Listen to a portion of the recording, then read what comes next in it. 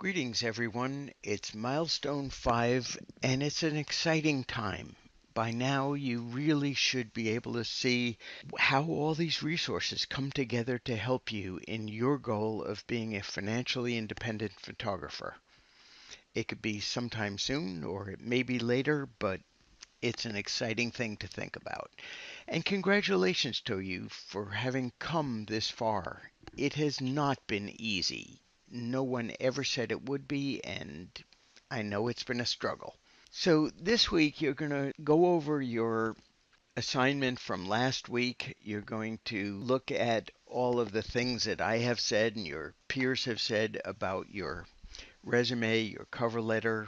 Go over all of that. Do a good job with that. It's important.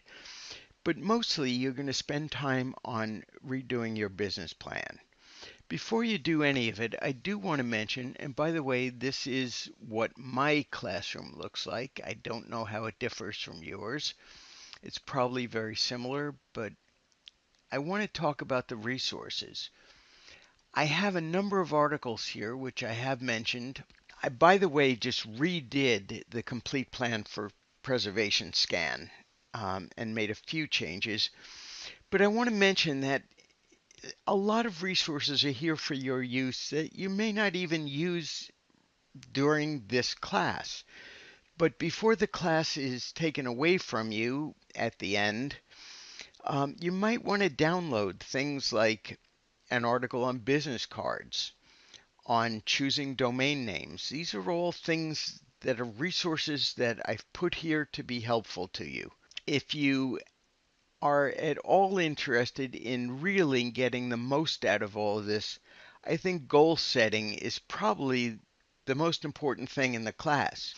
If you haven't read this, you should read it, and I recommend download it because it's something you're going to want to really spend some time with, and there may not be the time to do it now. There's things about networking, and networking is a really, really powerful tool that you should really know about and should use. I want to get into the plan that I put together for preservation scan. This is the one I just revised. I didn't do really major revision, pretty minor. I just cleaned up a couple of things, had a few typos. I do want to say that this is a very long plan. When you start having a table of contents that indicates 17 pages, that may be enough to have investors really think twice about getting into it. Try to keep it as close to 10 pages as you can. This is a more involved business than most photography businesses. With it all, before I turned this over to a banker, I would go through it and see if I could shorten it at all without losing any of the information.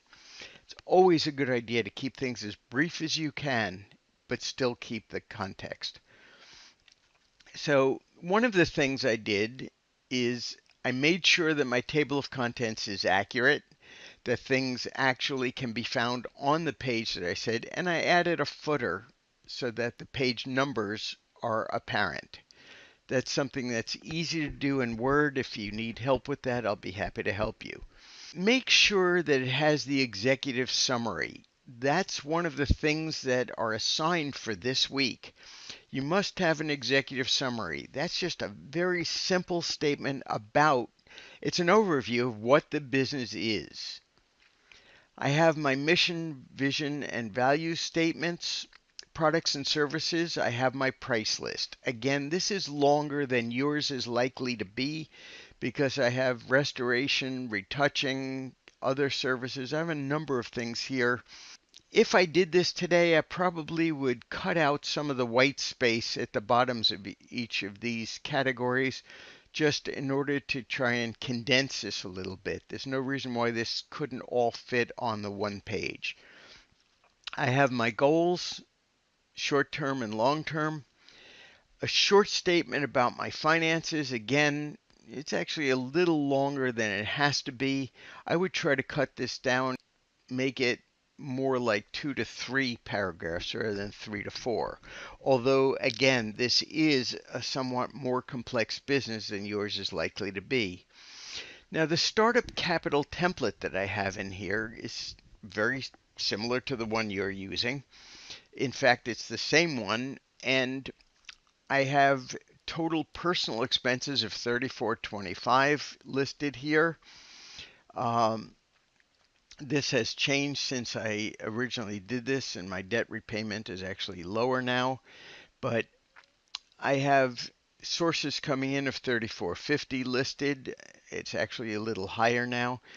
But this shows that I don't need any net salary. Now, a big thing here is not only is this not in red, but I deleted the word your net salary. I have just net salary required. This indicates that it's part of my plan, but it's not an absolute tip off that it's a cut and paste template.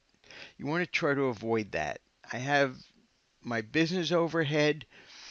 This is showing that the number of projects per year would be 75. And since I have a total expense of 9,300 listed, 75 into the 9,300 means that each project should bring in $124 for me to break even. I also analyzed a few anticipated startup costs. My break even is a very simple invoice, and then I listed my documents. Now I have a model release here, and it explains why. But I also have other documents that you would not likely have in a photography business. You don't need a limits of liability statement. Um, for me, it's for when working on client images that are submitted, and a copyright indemnification so that if a client sends me something that's illegally obtained, I'm not on the hook. These are things that you would not normally need. Remember that in the model release, you must make it a legal document, so you must have valuable consideration. Do not fail to have that in, or it's just really not acceptable. I have my other documents here, and then I have my finances.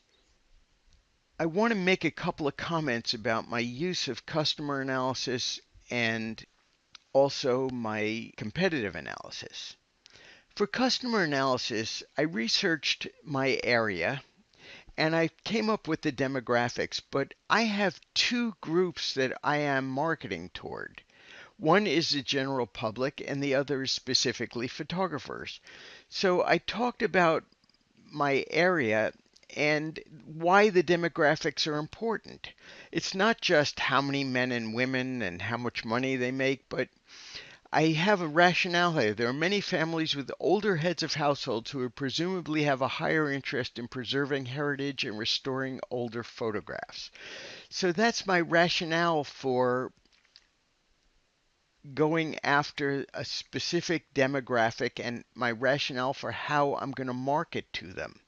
So tie your demographics to your marketing so that it's relevant. Don't just list how many people there are, but talk about how you're actually going to market to them. I also have I have information about the general public, but I also am talking about concentrating on reaching photographers. And I talk about the demographics of photographers and how I will get to them as well. For competitive analysis, I listed the really the three most important competitors that I could find, and also talked about what their weaknesses are. Here's what their strong points are, what their weaknesses are, and what I will do in order to compete. So it's relevant. I listed my sources for it. Not a bad idea. Marketing and promotional strategy. I have a number of things I'm going to do. It includes social media, but it's not limited to social media. Do not limit yourself. It's not the be all and end all. I'm going to participate in local events, put ads in papers, and a number of other things. A very robust website is extremely important to me. So for resources, I have a short overview. I listed the resources I would actually use. Do not list all 18 that you did for the assignment in class. That's not relevant. For associations, I would join ASMP. For specialty group, PMA. For sales and marketing agencies, I would basically do it through those. For financial agencies, I'm banking with the University of Virginia Community Credit Union. It used to be Wells Fargo. For online financial transactions, it would mostly be through PayPal. Also, the credit union has an affiliate. For legal agencies, I mentioned that routine legal issues, including the structure, I would use forms and templates available through ASMP, which I'm already joining. For more in-depth needs, I would consult with Carolyn Wright. Continuing ed. Now there are a couple of areas that confuse people. What are new areas of business? What's that all about? Well, once the business is established, I would think about expanding services for photographers, including design consultation. I do a certain amount of that now, and I would tie that in. If you don't have any new areas of business that are apparent to you, delete the whole heading so that you don't ask a question that you're not answering. For quick references, and that's another area that confuses people, these are the resources I would turn to on a regular basis. And then, of course, I have my bibliography. This is a lot of pages. I tried to keep it as brief as I could. I could do better. I would really look to get rid of some of this white space. That probably would cut down a couple of pages right there. Don't allow too much white space. Don't have it look crowded, but wherever there is, this is not crowded, but there's not a lot of white space. But there are some areas where this could probably be changed a little bit. So look to keep it short, keep it sweet. Let me know if you have questions.